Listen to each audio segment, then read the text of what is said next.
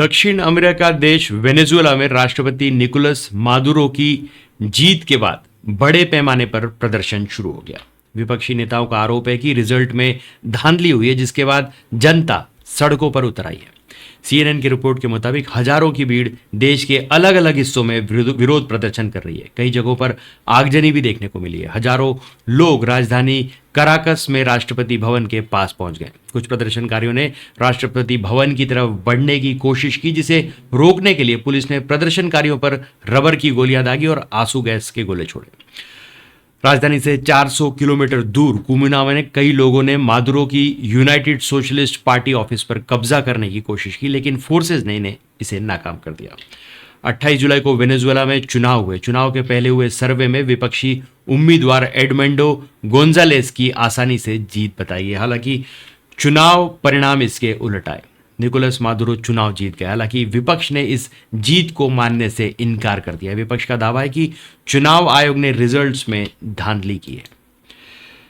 चुनाव परिणाम के मुताबिक राष्ट्रपति निकोलस मादुरो को 51.2%, वहीं विपक्ष नेता गोंजालेस को 44.2% वोट मिला। मादुरो की जीत के बाद विपक्ष और जनता नाराज हो गई। सड़कों पर उतरे प्रदर्शनकारियों ने निकोलस मादुरो के बैनर फाड़ डाले। उन्होंने मादुरो से पहले राष्ट्रपति रहे ह्यूगो चावेज के कई पुतलों को भी गिरा दिया। सोशल मीडिया पर इससे जुड़े वीडियो वायरल हो रहे हैं। एक वीडियो में लोग ह्यूगो चावेज के पुतले का सिर बाइक में बांध कर ले जाते दिख रहे हैं। ह्यूगो चावेज ने 1 दशक से ज्यादा समय तक वेनेजुएला को लीड किया था और निकोलस मादुरो को अपना उत्तराधिकारी बनाया था।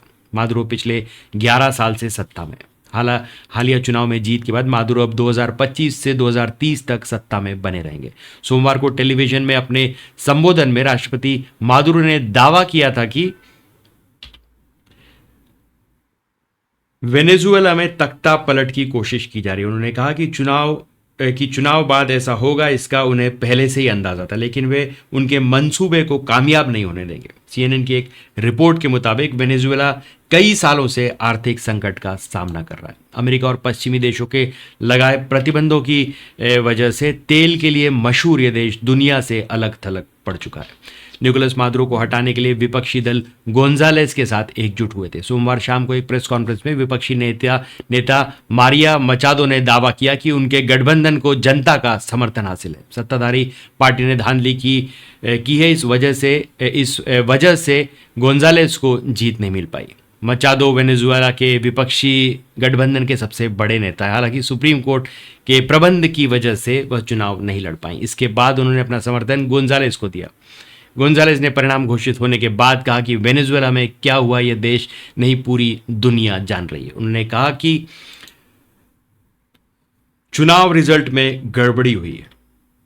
उन्होंने समर्थकों से हिंसा न करने और शांति प्रदर्शन करने की अपील की। अमेरिका ने मादुरो की जीत पर कहा कि उन्हें चुनाव रिजल्ट पर यकीन नहीं। अमेरिका के विदेश मंत्री एंटनी ब्लिंकन ने चिंता जताते हुए कहा कि रिजल्ट वेनेजुएला की जनता के मन को नहीं बताता। संयुक्त राष्ट्र, यूरोपीय यूनियन समेत कई देशों ने वेनेजुएला में पारदर्शी तरीके से चुनाव का रिजल्ट जारी करने की मांग की है। उन्होंने चुनाव अधिकारियों से हर पोलिंग स्टेशन के मतदान रिकॉर्ड जारी करने की अपील की है।